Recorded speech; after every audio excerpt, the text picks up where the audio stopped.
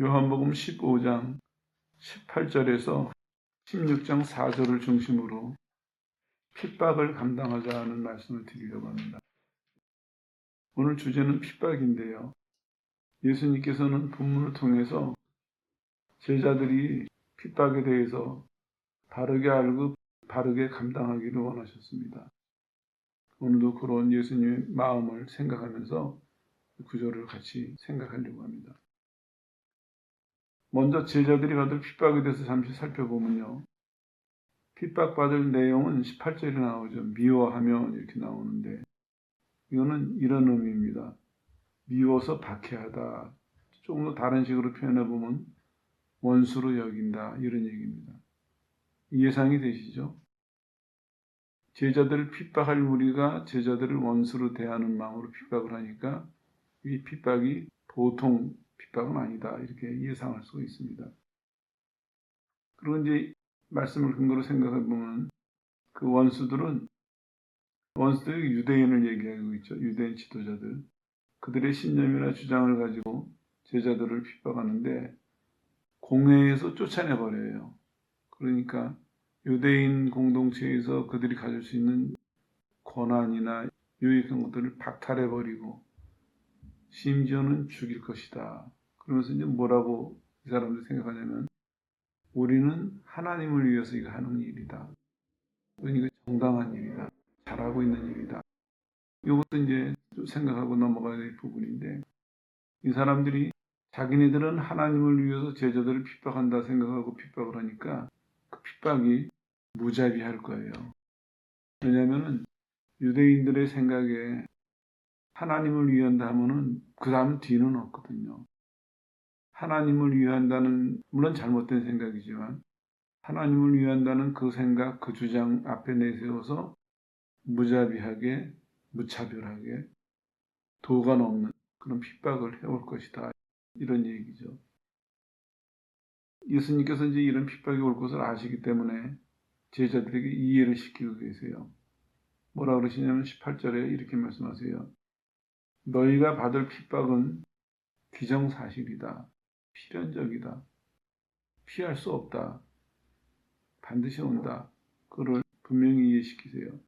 그리고 설명하시는 것이 뭐냐면 그들이 먼저 나를 미워했지 않았느냐. 그들이 나를 미워했기 때문에 그렇기 때문에 너희들에게도 반드시 핍박이 갈 것이다. 이런 말씀을 하시는 거거든요. 이어지는 말씀이 뭐냐면 19절에 보니까 너희가 핍박받는 이유는 세상에 살고 있지만 세상에 속하지 않았기 때문에 오히려 너희가 세상에 살고 있지만 세상에서부터 선택을 받아서 내 사람이 됐기 때문에 핍박을 받을 수밖에 없다. 이렇게 설명하시면서 이 핍박을 필연적이다 강조하고 계시죠. 여기 두 번 말씀드린 이유가 그거예요. 예수님은 분명히 못 피한다 이렇게 말씀하셨거든요. 제자들은 어떤 마음을 먹어야겠습니까? 받아들여야 돼요. 핍박이 올 때. 근데 이 말씀을 안 받아들이면 어떤 결과가 오냐면 핍박이 오면은 각자 자기식의 반응이 오는 거예요. 어떤 사람은 타협을 하거나 어떤 사람은 도망가 버리거나. 근데 하나님께서는 제자들에게 핍박을 허락하시면서 때로는 구해내시기도 하지만 때로는 당하게 두시기도 했어요. 하나님 뜻이 있으세요. 하나님이 우리를 사랑하시기 때문에 우리가 고생하는 걸 원치는 않으세요. 그렇지만 하나님이 허락하셨다 하신 데는 더 큰 뜻이 있으신 거거든요. 참고로 미리 말씀을 좀 드리면 앞으로 설명할 얘기인데 미리 말씀을 드리면은 사람들은 이렇게 설명하고 있어요. 스테반이 돌 맞아 죽었잖아요. 되게 아파요. 설명드린 적 있죠? 그 지역의 돌은 뾰족뾰족해요. 그래가지고 돌로 때려 죽인다 하는 얘기는 그 날카로운 돌로 때려서 맞아 죽기도 하지만 얘네가 찢겨져 나간대요. 근데 생각을 해보세요. 돌로 때려서 사람이 죽을 만한 큰 바위 던진 것이 아니거든요. 그렇게 본다면 사람들이 의문이 생길 거예요. 왜 성령 충만하고 믿음이 충만하고 일 잘하는 스테반이 왜 그렇게 힘들게 어렵게 죽어야만 했나 하는데 사람들은 그 장면을 이렇게 해석하기도 해요. 스데반이 돌 맞아 죽을 때 누가 있었습니까? 사울이라는 청년이 옆에 있었거든요. 그래서 주석가들은 하는 얘기가 스데반을 때려 죽였지만 그 돌이 사울의 단단한 마음을 깨뜨리고 있었다. 이렇게 설명하는 사람도 있어요. 그럴듯한 설명이에요. 사울의 그 유대인으로서 바리새인으로서의 그 단단한 마음이 스데반이 돌 맞을 때 스데반은 돌을 맞아 죽었고 사울의 마음은 그 돌에 의해서 금이 가기 시작을 한 거예요. 그러다 결국엔 사도행전 9장에 보면은 예수님 앞에서 무릎 꿇고 돌아서는 것이죠. 뜻이 있으세요, 하나님은요. 근데 하나님의 뜻을 생각하지 못한다면 당장 현실만 보니까 특히 현실 중에서도 내가 당하는 일만 보니까 오해를 하게 되고 또 오해까지는 안 하더라도 두려워서 합당하지 않은 모습으로 받아들이게 되고 합당하지 않은 반응을 하게 되고 이렇게 되는 거거든요. 그래서 예수님께서 말씀하고 계시는 거예요. 나를 먼저 핍박했기 때문이고 둘째는 너희가 내 사람이기 때문에 핍박은 필연적일 것이다. 그러면서 이제 이어지는 얘기가 말씀하시는 목적이 오늘 본문 16장 1절부터 4절까지 쭉 나와요. 너희가 미리 알고 있어서 실족하지 않게 하려고 다시 말하면 배반하지 않도록 나를 배반하지 않도록 너희가 죄에 빠지지 않도록 미리 알려주는 것이다. 말씀과 함께 또 하나는 더 큰 의미가 있어요. 너희에게 핍박은 반드시 오는데 너희가 미리 알고 있다면 그 핍박 가운데서도 평안을 누리게 될 것이다. 그래서 내가 오늘 이것을 너희에게 설명해 주고 있다. 이렇게 말씀하시는 거죠. 이것은 이제 좀 살펴보고 넘어갈게요. 예수님께서는 오늘 제자들에게 말씀하시면서 이 사람들을 준비시키고 계세요. 나는 떠날 것이고 핍박은 반드시 올 것이다. 그러니까 내가 오늘 너희들에게 한 말을 잘 기억하고 그리고 핍박이 왔을 때 잘 견뎌라. 그렇게 말씀하시거든요. 근데 이 말씀을 근거로 생각해 보면 우리들의 태도는 어떻습니까? 성령께서는 성경은 우리에게 핍박이 올 것을 예고하고 있습니다. 그리고 이거는 이 사람들에게서 끝난 얘기가 아니에요. 예수님의 재림 전까지 핍박은 계속해서 올 거예요. 그리고 더 크게는 인간의 역사를 전체로 봤을 때 예수님의 재림 직전에는 반드시 핍박이 올 거예요. 근데 이제 오해하시지 말아야 될 게 요즘에 겪는 시련과는 좀 다를 것 같아요. 요즘에 우리가 생활하면서 겪는 시련과 환난하고는 다른 의미예요. 왜 그러냐면 모양은 같을 수도 있겠죠. 하지만 목적이 다르거든요. 지금 우리가 겪는 시련이나 환난은 우리를 깨끗하게 하는 거예요. 고난을 통해서. 근데 마지막 날 겪을 핍박은 다른 목적이 하나 더 있어요. 뭐냐? 핍박 가운데서 우리가 복음을 증거하도록 우리의 믿음을 증거하도록 하는 목적이 하나 더 있습니다. 그런 측면에서 이해한다면은 예수님께서 지금 말씀하시는 핍박, 예수님 재림 전에 있을 핍박은 지금 살면서 우리가 겪어본 것보다는 훨씬 크고 강할 것이다. 어쩌면 예상해보지도 못했던 그 정도 수준의, 그 정도 차원의 핍박일 것이다. 이렇게 생각할 수도 있습니다. 그래서 예수님도 신중하게 말씀하시는 거예요. 이렇게 예수님은 설명하시고 또 설명하시면서 제자들을 준비시키고 계시는데 오늘날 우리는 어떻습니까? 믿는 사람들의 태도는 내가 믿기 때문에 핍박을 대해서 준비하고 삽니까? 거의 그런 모습은 없는 것 같아요. 예수 믿는 순간 우리는 이미 천국에 들어가서 사는 사람들 같아요. 천국에 들어가서 잔치하는 사람들 같아요. 왜냐하면 예수 믿는다는 경계선을 넘는 순간 우리가 이거를 잘못 배웠기 때문이에요. 잘못 이해했기 때문에.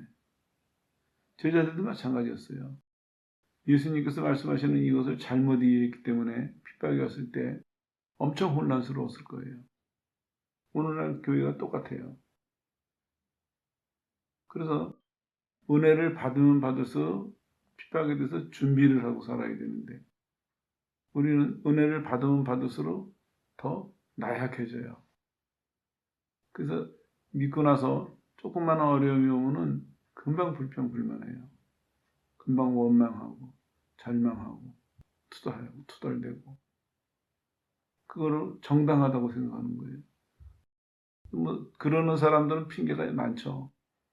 하나님이 우리를 사랑하시는데 하나님이 능력이 많으시는데 왜 우리가 이런 일을 당하냐. 이미 예수님이 십자가에서 다 승리하셨는데 별의별 이유를 다 대요. 근데 뭘 잊어먹었냐면 예수님의 가르침은 이해를 못한 거예요. 예수님의 가르침은 잊어먹고 사는 거예요. 그래서 믿는 사람들을 가만히 보면요. 이 사람들이 과연 천국의 상을 향해서 가는 사람인가 아니면 현세의 축복을 위해서 사는 사람인가 하는 의심이 많이 들어요. 그런 의심이 들 때가 참 많이 있습니다.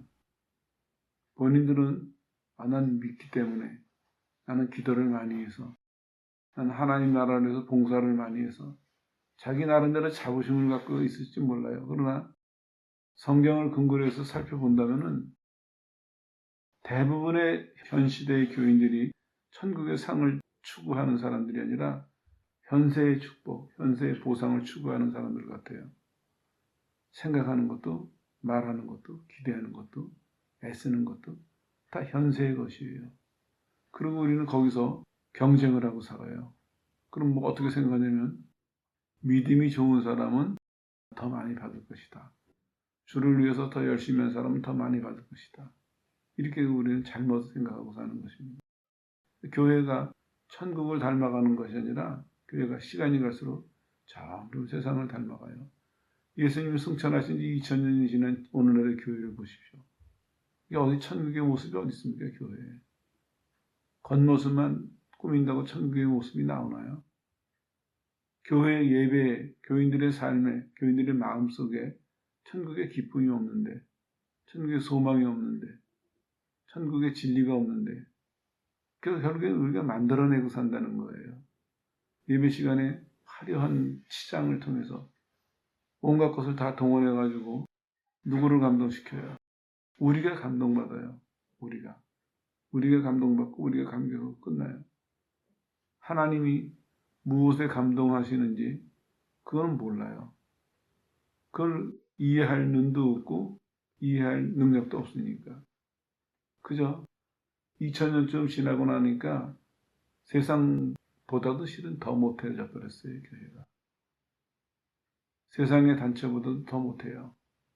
이게 우리 현실입니다. 깊이 생각해 봐야 됩니다. 이 모습 가지고는 종말 전에 있을 핍박 감당 못해요. 다시 말씀드리면 이 모습 가지고는 자기 믿음 하나 지키기도 버거워요. 근데 그 마지막 날 그 환난 속에서 누구를 건져내고 누구를 보호하고 그 교육을 할 수 있겠습니까? 못해요.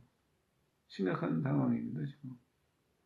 실제로 우리가 살면서 경험하잖아요. 믿음이 좋아 보이는 사람도 자기 개인의 삶에, 개인사에 무슨 일이 생기면은 금방 흔들려요. 심한 사람은 주저앉아 버려요, 거기. 그 사람이 평상시 잘 될 때, 좋을 때 보여줬던 태도랑 전혀 예상치 못한 모습을 보게 되거든요. 그게 현실이에요. 근데도 교회는 고칠 생각도 없고 고칠 능력도 없어요. 오늘 다시 정리하고 넘어갑니다. 예수님께서는 제자들을 준비시키시고 계세요. 왜냐?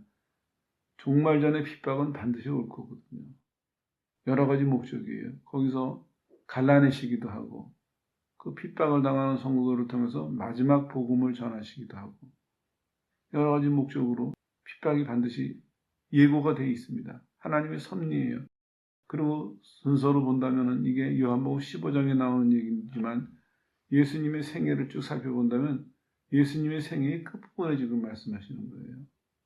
가셔야 되니까 가시기 직전에 예수님께서 이 사람들을 마지막 총정리하시면서 마지막 준비시키시는 거거든요. 이제 잘 기억해라. 꼭 기억해라. 꼭 실천해라. 이렇게 단단히 다짐을 하시는 거거든요. 그래서 사람들이 질문할 수도 있어요. 그러면은 그렇게 심각한 문제라면은 왜 참소도 말씀 안 하셨을까? 그건 간단해요. 지금까지는 같이 계셨잖아요. 그러니까 말씀하실 필요가 없죠. 그래서 옆에 계시니까 보호하시고 인도하시니까 이제는 승천하실 거거든요. 이제는 이 사람들이 감당해야 될 거예요. 이 사람들이 남아서.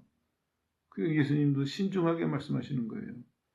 지금까지는 예수님과 같이 다니면서 어디를 가서 무슨 일을 만나든 예수님이 가르쳐 주시고 보호하시고 다 해결해 주셨어요. 그때는 이렇게 자세히 말씀하실 필요가 없었을 수도 있어요. 이제 앞으로는 스스로 감당해야 되거든요, 이 사람들이. 그러니까 예수님도 신중하게, 심각하게 말씀을 하실 수밖에 없는 것이죠. 그러면서 이제 성령이 오시는 것을 축복하고 계세요. 성령께서 오셔가지고 어떠한 환경 속에서도 예수님을 증거하실 것이다. 나에 관하여 또 나를 위하여 이렇게 말씀하세요. 이게 제자들에게는 소망이고 약속이고 축복이에요. 왜냐하면 핍박이 있을 것은 틀림없지만 그러나 성령이 이들에게 오셔가지고 제자들이 어떠한 상황에 놓이더라도 어떤 상태에 놓이더라도 예수님을 증거하는 그 일만큼은 감당할 수 있도록 도와주신다. 인도해 가신다. 이렇게 이제 말씀하신 거죠. 두 가지가 확실해졌습니다. 핍박도 확실한 일이지만 핍박이 있다 할지라도 성령이 제자들과 함께 하시면서 예수님께서 명령하신 것, 예수님을 증거하는 일 분명히 하게 하실 것이다. 두 가지가 지금 확실해지고 있습니다. 여기서 이제 선택을 해야 됩니다. 제자들은. 닥칠 핍박을 두려워할 것이냐 아니면 핍박이 오지만 그 핍박 속에서도 본인들의 신앙생활, 본인들의 헌신 할 수 있도록 도우시는 성령의 인도를 기대하고 소망할 것이냐. 둘 중에 하나를 이제 선택해야 되겠죠. 이런 것을 배경으로 오늘 몇 가지 말씀을 드리려고 하는데요. 그 핍박을 감당하려면 어떻게 해야 될까? 첫 번째로 성경은 이렇게 말씀하고 있어요. 20절에 보니까 기억해라. 기억해라. 종이 상전보다 크지 못함을 기억해라. 앞에 설명된 얘기예요. 예수님이 이미 당하셨지 않느냐. 그 사람들이 예수님 때 원수처럼 그러지 않았느냐. 그러니까 너희가 내 제자인 거는 너희한테도 반드시 그럴 것이다. 기억하라는 말씀은 뭡니까? 이거 잘 기억했다가 그때 오면은 잘 감당해라 이런 말씀이죠. 그래서 동시에 하시는 말씀이 너희가 핍박을 받지만 하나 기억해야 될 것은 뭐냐면 너희를 핍박하는 자들이 심판을 받을 것이다. 이것도 기억하라고 말씀하고 계세요. 23절에 이렇게 말씀하시죠. 예수님을 미워하는 것은 아버지를 미워하는 것이다. 여기서 미워하는 것은 여기 얘기는 항상 미워하는 이런 의미예요. 그러니까 핍박하는 사람들은 예수님 반대편에 서 있는 사람들이고 그 사람들은 늘 예수님에게 대항하는 사람들이에요. 그 사람들이 예수님을 따라가는 제자들을 핍박할 것은 당연한 일이거든요. 하지만 예수님은 이들에게 용기를 주고 계세요. 뭐라고 하냐면 너희를 핍박하는 자들이 핍박하는 그 태도로 따라서 하나님의 심판을 받을 것이다. 이렇게 말씀하고 계세요. 제자들이 기억해야 될 것은 내가 당할 것도 미리 말씀하셨지. 이렇게 해서 견뎌야 되고 견디는 가운데 기다려야 될 것이 이 사람들이 우리 핍박하는 것보다 더 심한 심판을 하나님께 받을 것이다. 이것도 이제 기억해야죠. 이거를 잘 기억하고 또 기억하려고 애쓰는 사람은 핍박을 당할 때 큰 힘이 될 거예요. 좀 보충 설명하고 넘어가면 하나님의 은혜가 참 감사한데 그 중에 하나 대표적인 걸 꼽는다면 하나님은 늘 먼저 말씀을 하세요. 얼마나 감사한지 몰라요. 좋은 일이 있을 것도 먼저 말씀하셔서 잘 준비시키시고 어려운 일이 있을 때도 먼저 말씀하셔가지고 우리를 준비시키셔서 어려움을 잘 통과하게 하시고 하나님은 늘 먼저 말씀하세요. 그러니까 지혜로운 사람은 먼저 말씀하시는 그 내용을 믿음으로 잘 받아들이고 기억하고만 있다면 설사 오늘 본문처럼 핍박을 당한다 할지라도 유익한 가운데 핍박을 지날 수가 있거든요. 근데 기억하려고 하는데 노력하지 않고, 다시 말씀드리면 이거죠. 하나님 중심으로 믿는 사람은 하나님이 말씀하신 내용을 기억하려고 할 거예요. 핍박이라 할지라도. 근데 내 중심으로 믿는 사람은 내용을 들어보고 핍박에 대한 얘기면은 건성으로 듣거나 피해버리거나 잊어버리거나. 근데 그 사람은 어려움이 왔을 때 몇 배의 어려움 속에 빠지는 것이죠. 그런 차이예요. 오늘 오후에도 비슷한 얘기가 설교가 될 테지만 늘 이걸 기억하십시오. 내가 오늘 하나님 말씀을 기억하는 태도를 통해서 내가 누구 위주로 믿는가 이걸 분별할 수 있어야 됩니다. 내가 입으로 아니면 배워서 당연히 하나님 중심으로 믿어야지. 하나님 중심, 말씀 중심 대답은 할 수 있어요. 그러나 태도에서 드러나는 것입니다. 태도에서. 하나님이 말씀하셨을 때 정말 하나님을 경외하는 사람의 태도와 그렇지 않고 내 위주로 믿는 사람의 태도는 그 이후의 반응으로 나타나요. 본인이 그걸 아셔야 돼요. 본인이 분별할 수 있어야 됩니다. 적어도 자기 모습은 볼 수 있어야 돼요. 이 안타까운 거는 사람들이 남은 봐요. 남 틀린 거는 참 잘 봐요. 잘 보는 정도가 저 사람이 감시하고 있나 할 정도로 남 틀린 거는 잘 찾아내요. 근데 참 안타까운 게 자신은 못 봐요. 참 무서운 현상이거든요. 오히려 바뀌어야 돼요.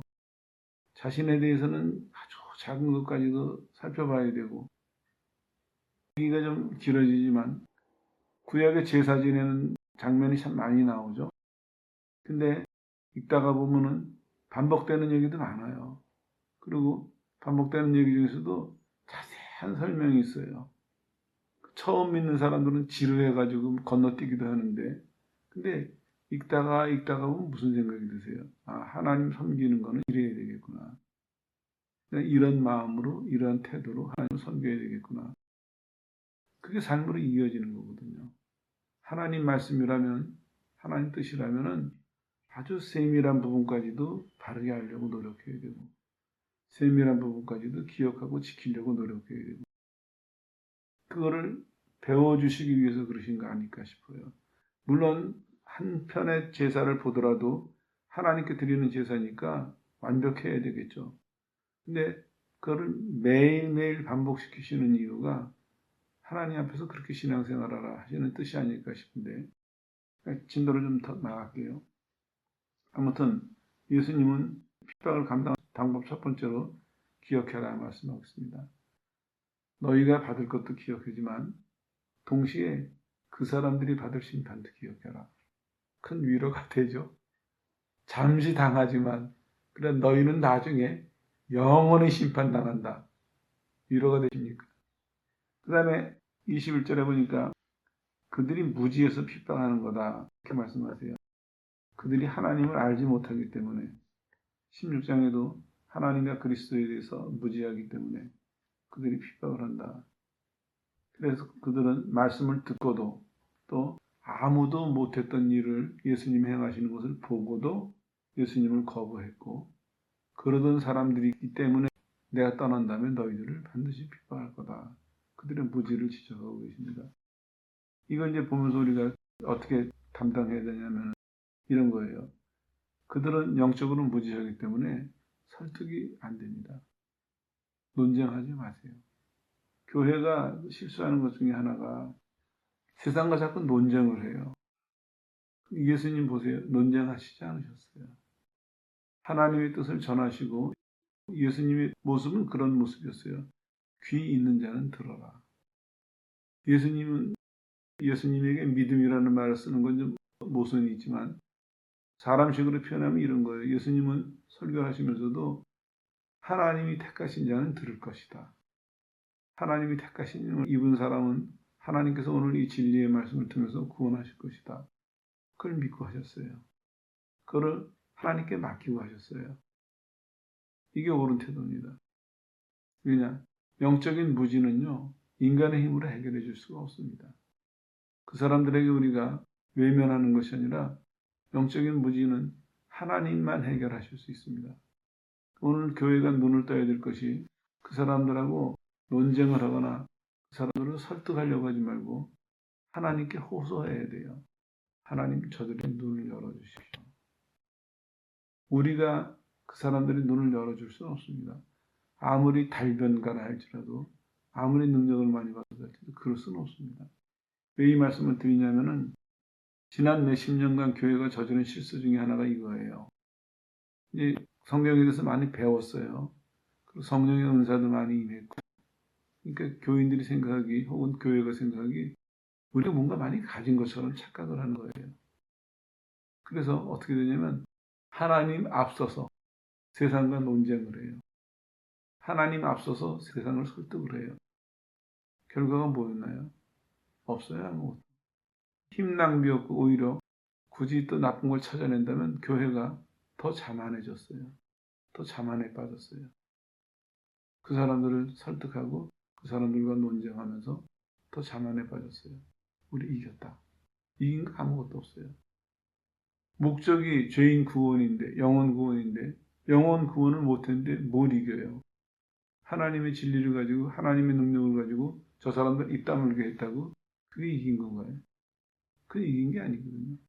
하나님은 이겼다고 칭찬하시지 않을 거예요. 목적을 못 이뤘는데. 초대 교인들은 그들에게 핍박을 당했어도, 그들에게 죽임을 당했어도 목적을 이뤘어요.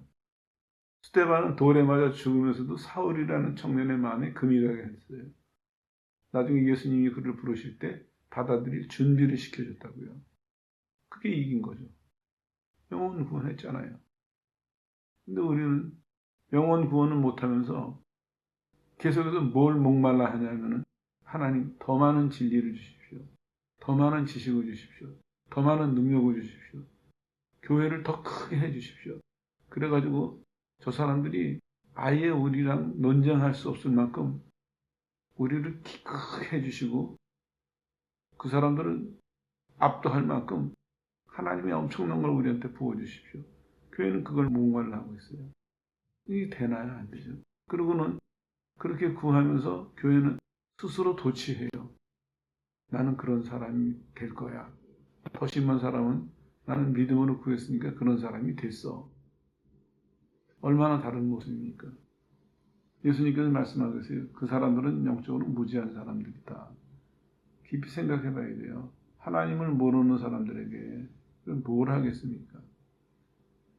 마지막 날까지 할 얘기가 하나님에 대해서 얘기하는 것 외에는 없습니다. 전도를 하거나 목회를 하는 사람들 중에서 그런 간증이 가끔 나와요. 어떤 사람이 전도를 하는데 안 받아들이는 거예요. 그 동네 사람들이. 그래도 계속 예수님 얘기만 했어요. 처음에는 사람들이 화를 냈어요. 나중에 놀렸어요. 너 아는 게 그밖에 없냐? 할 말이 그밖에 없냐? 그래도 또 얘기했어요. 또 얘기하고 또 얘기하고 핍박을 받고 쫓겨날 때까지 또 얘기를 했어요. 그 결과가 뭔 줄 아십니까? 그 사람을 조롱하고 핍박하는 사람들이 생각이 바뀌기 시작했어요. 왜 저 얘기밖에 안 할까? 처음에는 공격하기도 하고 조롱도 해봤는데 듣다가 보니까 그게 아닌 거예요.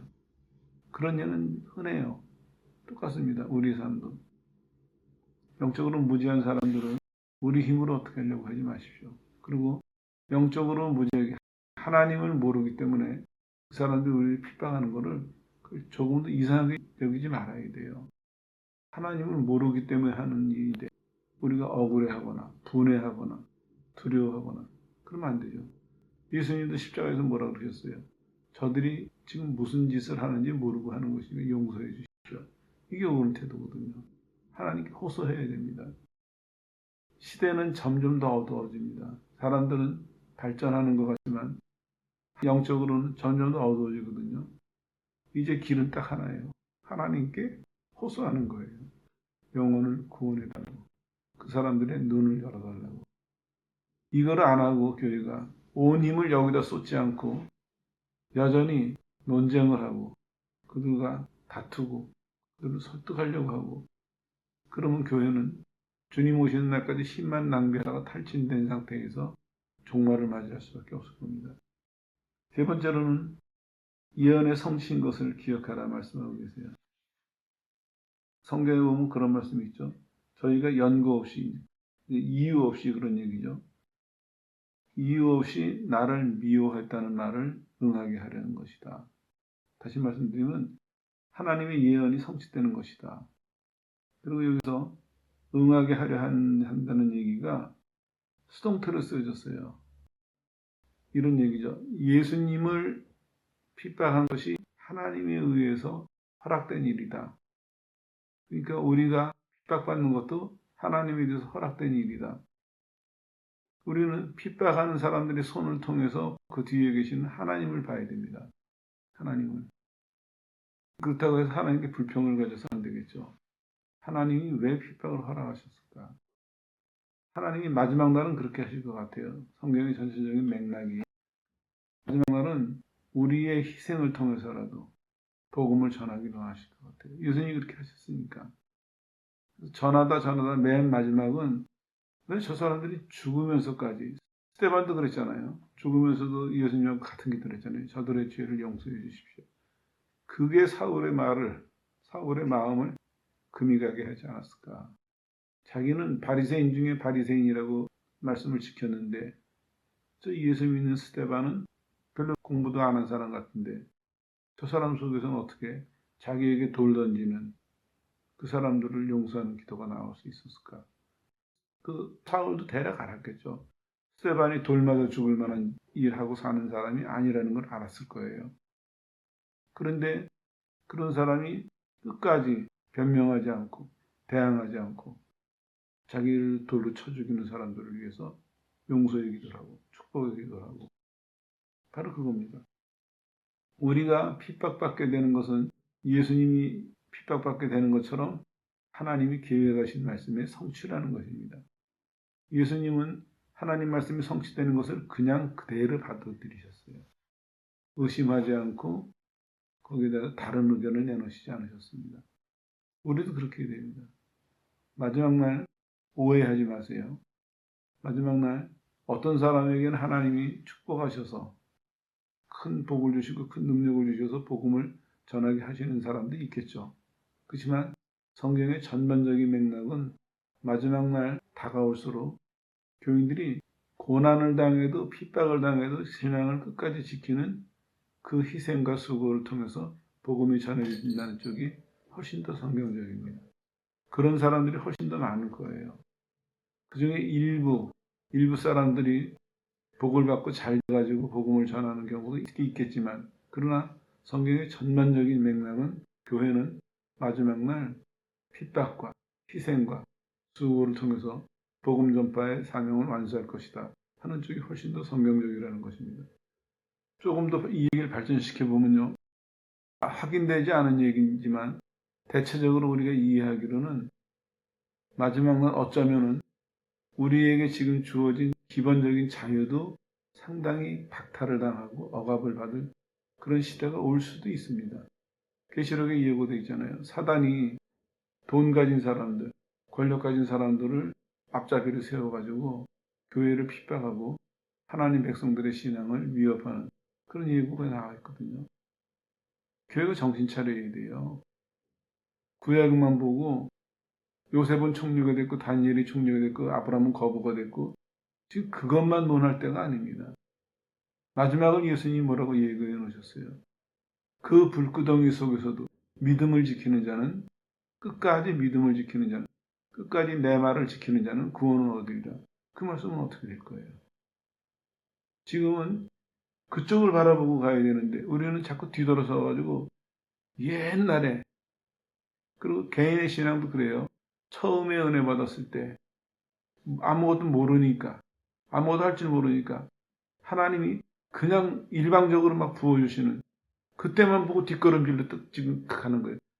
하나님의 섭리는 우리를 미래로 인도하시는데 우리는 자꾸 옛날만 보는 거예요. 아, 그때는 별로 힘 안 들여도 기도 잘 되는데 그때는 별로 힘 안 들여도 응답이 잘 되는데 그때는 별로 힘 안 들여도 축복이 넘쳤는데 개인도 교회도 다 이루고 지금 앉아 있어요. 돌아서야 돼요. 돌아서서 마지막 날, 마지막 순간 전까지 어떤 일이 벌어질지 두 눈 부릅뜨고 살펴봐야 돼요. 그 가운데서 내가 믿음을 지키고 하나님이 맡겨주신 복음을 전하는 일에, 영혼을 구원하는 일에 내가 뭐를 어떻게 해야 될까? 순간순간 생각해보고 순간순간 결단하고 순간순간 실천하는, 진짜 마지막이 가까울수록 자다가도 깨 일어나야 될 텐데 마지막이 가까우니까 교회는 더 깊이 잠들어가고 있어요. 주인을 기다리는 종들과 똑같아요. 처음에는 기다리는 것 같았는데 시간이 좀 지나가고 늦어지니까 깊은 잠에 빠져들어간 종들하고 똑같은 모습이에요. 그래서는 안 됩니다. 그러서는 핍박을 감당하지 못합니다. 우리가 준비가 덜 됐다고 핍박이 늦게 오거나 적게 오진 않습니다. 준비된 핍박은, 예고된 핍박은 반드시 그 시간에 그만한 힘으로 우리에게 다가올 것입니다. 중요한 점은 감당하도록 준비된 자는 그 가운데서도 믿음을 지키고 하나님의 뜻에 충성해서 큰 기쁨과 상급 속에 들어갈 것이고, 안 된 사람들은 시작은 화려했지만 큰 후회와 슬픔을 남기고 부끄러움 속에 주님을 맞이할 것이고, 그거밖에 선택이 없습니다. 개인이든 교회든 돌아서야 됩니다. 옛날에 낭만적인 것이 아니라 이제는 핍박과 함께 올 종말, 그리고 그 남은 기간 동안에 우리가 감당해야 될 사명, 내 삶, 여기에 정신을 차려가지고 내가 어떻게 감당할 것이냐. 오늘 핍박을 감당할 수 있도록 가르쳐 주시는 주님의 이 가르침과 성령의 인도하심에 온 마음을 다 바쳐서 여러분 모두가 핍박을 감당하는데 지혜롭고 능력 있는 성도들이 되셔서 주님이 크게 기뻐하시는 그런 축복이 있으시기를 주 예수 이름으로 축원합니다.